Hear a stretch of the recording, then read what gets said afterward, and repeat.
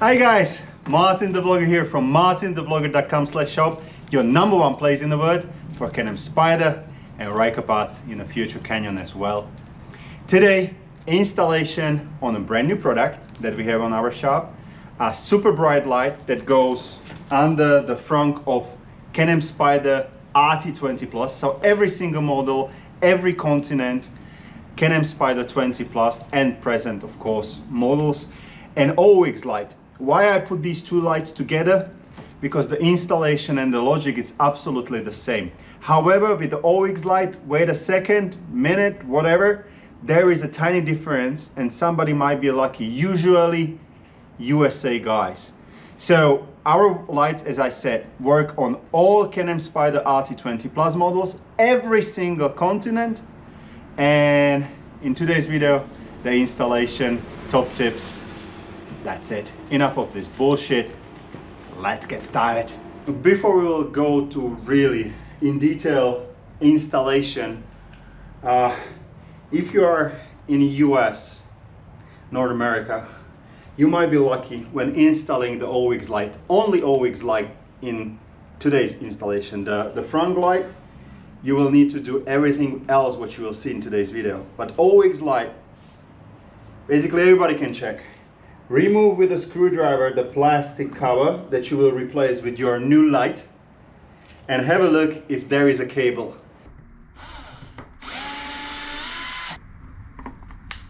If there is a plug. If you are in Europe, Australia, Asia, New Zealand, UK, you can try, but don't even bother. There will be no cable and you need to do everything what I will do later on in the video. Oh, no cable in there, no plug, so we are not lucky. If you are in the North America and US, you may have a cable in there, and that means you will only plug this part and your light, 2 bolts, your light will be working, or 4 bolts. If you are in Europe, unfortunately you will need to do everything else what I will do. And don't forget, AUX light from MartinTheVlogger.com/shop comes as a light with plug for US or North America customers with a plug in there, and also with extra cable for all of those that do not have cable in there. All other lights that you can buy, most of the time, majority of the time, do not come with this crazy cable, extended cable, and then your light is useless. What we basically need to do, we need to remove many plastic parts and covers in order to be able to lift the front, put it on the side. Up. I'm good. Very good. Remove the parts in order that I do, or do it in your own order. But let's assume just follow my instructions, go step by step, and you will be all fine. It looks more dramatic than it really is. Just go step by step. In case you don't know, top tip, take pictures, all right? First thing that we will remove, it's a frunk. So open it, 4 bolts.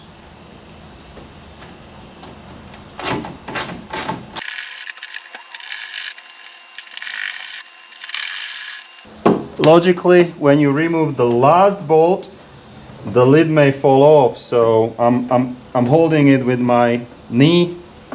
Remove it, you should be all fine. 2 tips when removing your very valuable covers with beautiful paint. You don't want to scratch them. So make sure you have place in your mind when you will leave them. So you don't step on them, you don't scratch them, lose them, whatever, okay? 2, of course I know what I'm doing these days because I did it so many times. If you don't know, keep the bolts maybe in the small plastic bags or containers all the time together with the part you have removed. It will help you a lot at the end when you will need to put everything back together. Next, remove the both side panels. The process is the same on both sides. So push the key, turn to the right, raise the seat. The this part it says pull. In order to remove it, I like to use this finger in order to actually push against the bike, so I'm not just pulling it and destroying maybe, so I'm like pushing against the bike. So just like this, when it's unclipped on one side or two pins, it's much easier than, you know, good. And as you can see, it holds on 1, 2, 3, 4, 5, 6 pins. Now take one of my most favorite tools, push pin removal tool. You can get it on MartinTheVlogger.com/shop with extra 20 push pins, and remove these 6 pins.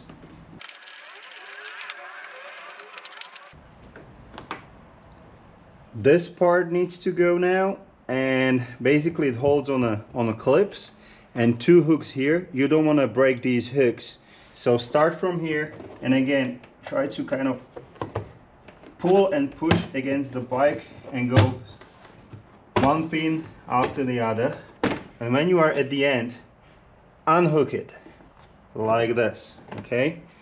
Because there is a hook like this, you don't want to break them. And again, pins all over the plastic cover. Now, top tip that may be a little bit harder to explain if you haven't done plastic removal of the side panels before. I mean, like these big panels. This part, the hardest part about the installation is actually putting everything back together. It's always like that, right? This part is being such a big piece that it has big possibility of movement front to the back. And where is the biggest trouble on your bike, like visual, that can piss you off? It's here, the connection between this big plastic and this one that we are just removing like this. My recommendation and what you can do is, first of all, before you remove this plastic, take a picture what type of gap you have between. There can be a tiny gap that is perfect, and it can be a really ugly, nasty gap, even from the production, you know. BRP don't care sometimes, many times. Then what I recommend you to do is to take a picture. If you're not skilled, that's all fine. Take a picture where your bolts have been positioned, because you see there is a gap. There is a gap, so there is a big volatility how you can position and move the panel. So I will be not returning all the parts after this installation back together, because it's just vice versa or reverse process, and I have to still do some other installations on this bike. But what you can do in order to move this part in the way that this part will be nicely, you know, stick together without the gap, what you can do, you can move it forwards to the front or a little bit to the back. Usually you need to move it a little bit to the back in order that this part will fit nicely. Just tiny tip how to do it. Before you put any pins or any bolts inside, what you can do, you can just position this, and really you can, with your fist, you can bounce that way or this way to the front in order to position the whole plastic basically as you need. All right, this part is now going, and it's one big ass part. It's the same part, it goes all the way to the front. Also this shark tail is the same part, and we need to do this. Get ready your T30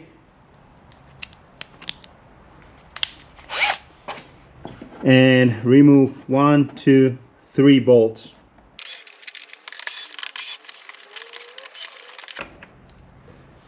Now go exactly where is your spring from the front shock.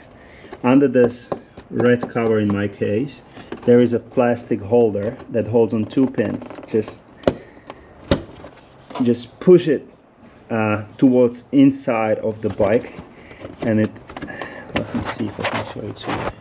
So this is the holder basically, and this red plastic has two pins or you know, two connectors that are inside. So what you need to do, you need to push this one inside to the bike and keep this on its place. So just like, you know, something like this. You got my point, right? Now when the whole plastic is loose, we will need to unclip it from the bike. You have something like 3 clips here under this plastic. Then the bike or this plastic is hooked here, like 2 clips here, and I believe it's still somewhere here. Once we will move it or pull it out a little bit, just really a fraction, then we will need to slide it out, because this red part is actually hooked on this plastic, black plastic in front of your bike. Okay, so unclip it and slide it out. Maybe it will be a little bit better for you to raise the seat, but I'm not doing it because just of the camera angle. But 3 pins, 4th one,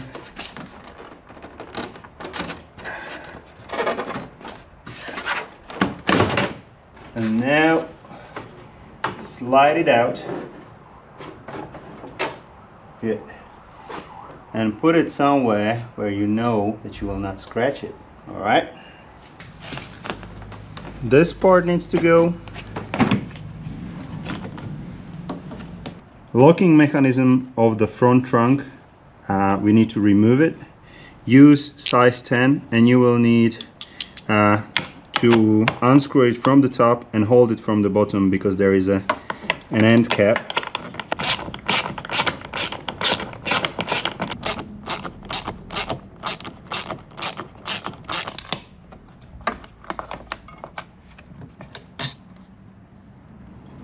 Another tip, when you will be putting everything back together, remember my words now, not when it will happen. Hopefully it will not happen to you.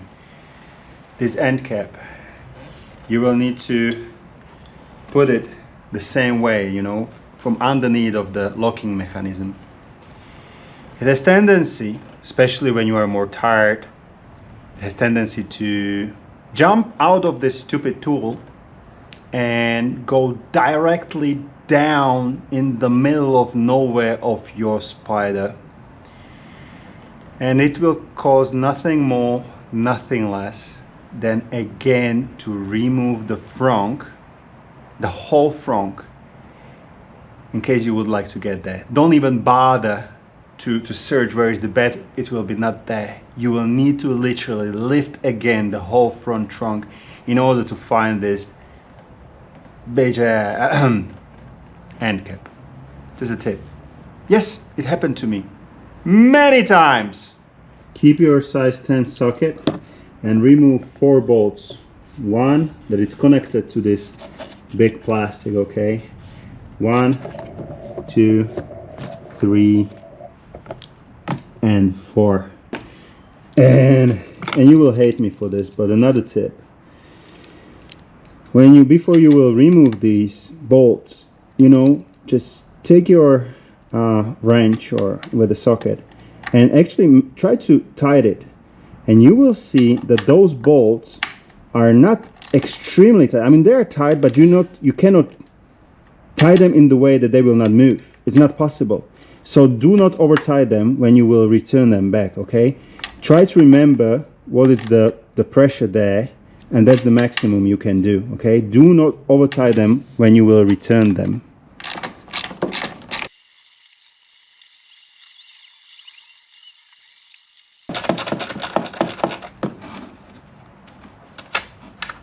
Now this is a little bit harder to show it to you on the camera, but still keep your size 10 socket. You will have 2 bolts underneath of the bike that hold this front trunk that we need to remove. And how it is hold actually, it's hold from, like, how to say it, like the bolt it's pointing towards the front of the frunk, and you will find it under the bike. So here you have the bolt. Okay, another one is on the other side. Okay, you have just 4 bolts from the bottom of the front trunk like this. So go with your finger towards the frame, okay? You can see the bushing in the plastic one.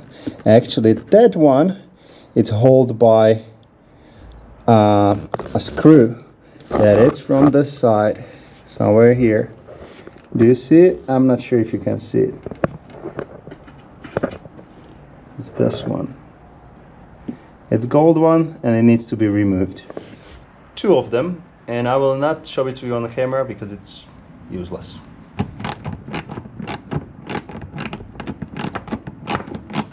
Two things I like to remove right now. It's my routine. It's not directly needed for removing the front, and as you can see, the front is moving already, but I'm not touching it now. I like to remove these 4 pins. We need it for the future removal, so I do it now. You don't have to, but don't forget to do it later on.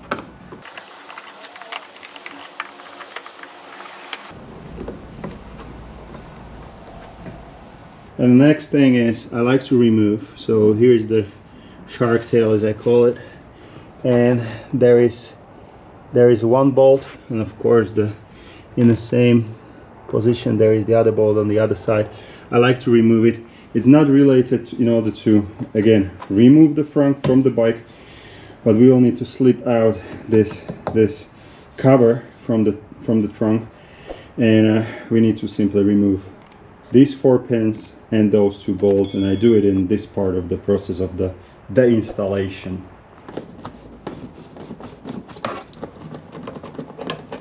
The front is loose.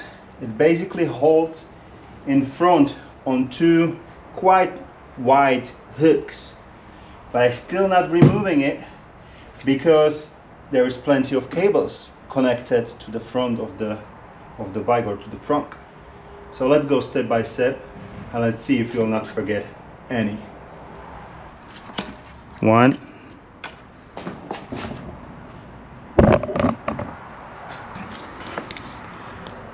2, grab tiny screwdriver,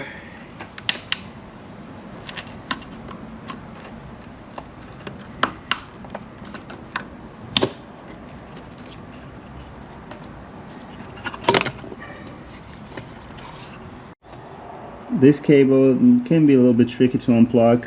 Don't bother to do anything with this part. Actually take the flat screwdriver, thin one, and from this side, so not from this side, but from this side, find this plastic thing, just raise it, it releases the pressure, and then just separate it. Easy. The cables that I have showed you are my cables on my bike. With a standard bike, maybe you do already have sequential rocket bright lights from me, or some other installations. So what I'm trying to say here is that when you lift the front, just make sure there is nothing connected, so you do not destroy your cables, or from the previous installations. Let's see. Up, up. I'm good. Very good. There are a couple of more bolts we need to remove. So from the back side of the front we have 4. They need to go.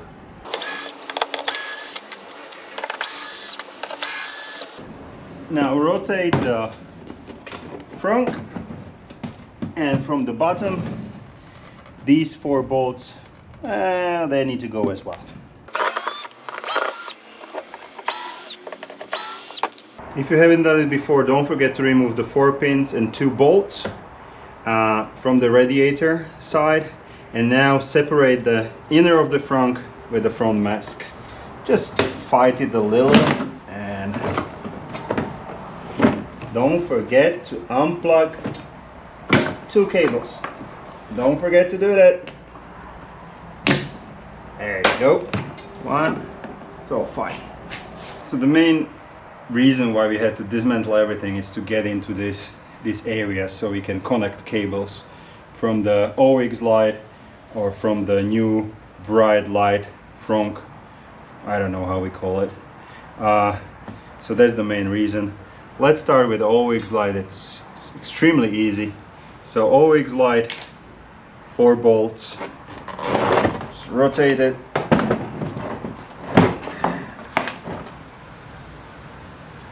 Put the cable in,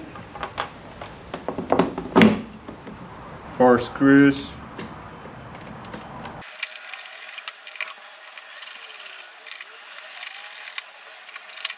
Grab this cable and of course connect one part to the light, and I'll be not showing you within this video how to make your cables tight, you know, but you know, just use this cable, for example, hook it with zip ties and go all the way to the connector in the bike. So where the other side goes, and as you can see, you have nice splitter that is prepared for additional connectors or additional lights or your accessories. All right, so this part of the bike, and if you do not have anything connected to this custom accessory circuit, just unplug it, plug this one in, and of course this part is already, just imagine, already connected to your light. Put everything back together, test if the light is working, and are you good to go. Wait a second now, because we have one more light to install. These lights that I'm installing, they have a beautiful splitter and beautiful connector that goes directly to your custom accessory circuit. But what if you have already there a couple of accessories and you don't want to put everything together on the one circuit? Don't worry, it will require some extra work, but it's actually easy. You have here another custom accessory circuit with orange and black cable, and all you have to do is cut this one and put orange to the red and black to the black, and same goes on this side. This is empty and it's actually customer accessory circuit. The other light, how it goes in, it's very easy.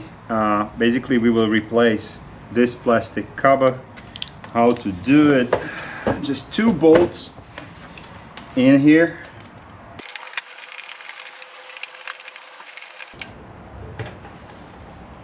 remove it. Now take your light, and here is the pin that goes to the middle. That's all fine.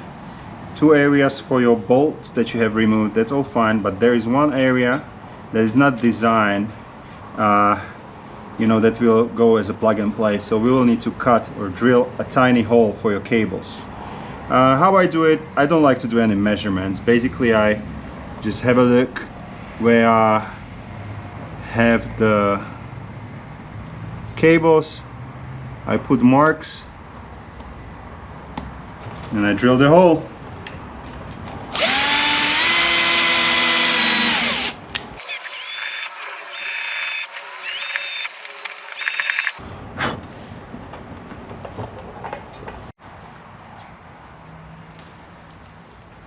Of course the rule is do not over drill it, but your light needs to go nicely in and basically stay like this.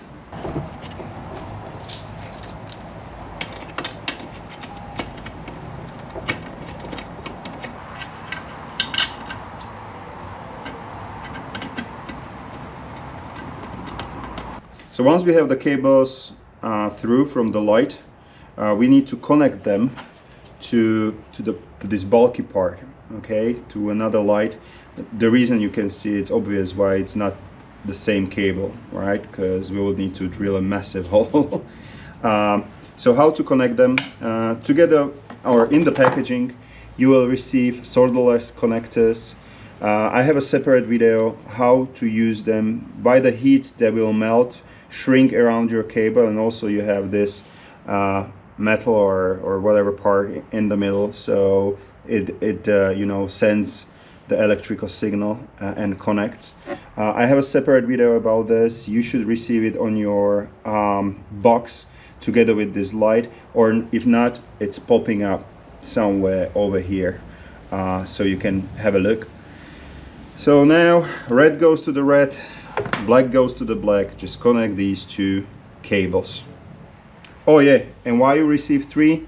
Because 2 you may destroy 1, so there is 1 extra, and in case you want more of these because they are badass, you can buy them on our shop.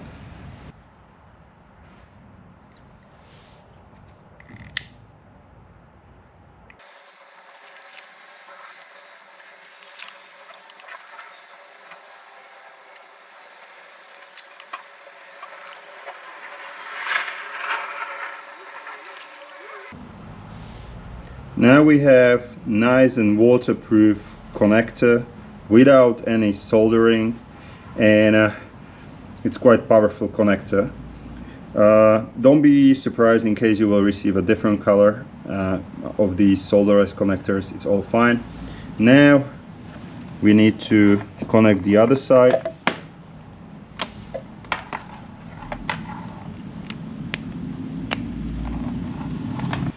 Because I'm installing 2 lights, I need to put 2 cables onto the custom accessory circuit. As I have most probably told you before, it's a great thing that you have a splitter, so one of the cables go, or one of the connectors goes one to each other. We have more lights, and this is another top tip, because of quite a lot of work around.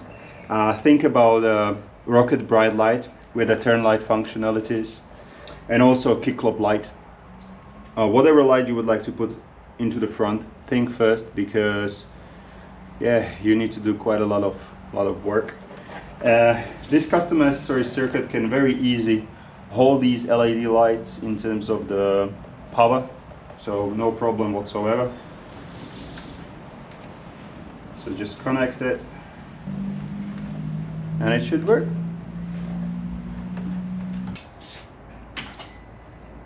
Voila! It works. It looks absolutely badass. Now, all you have to do, as I told you, clean the cables, or make the cables nice and tidy. So use zip ties, go around, make sure, but the decision should be done before the installation. Make sure you don't want to put more lights in there. And in case you are just watching this video and you are thinking where to get it, MartinTheVlogger.com/shop. The visibility, I can see it right now.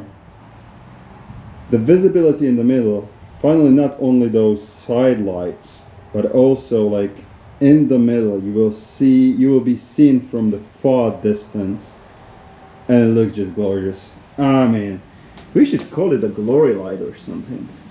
It's beautiful.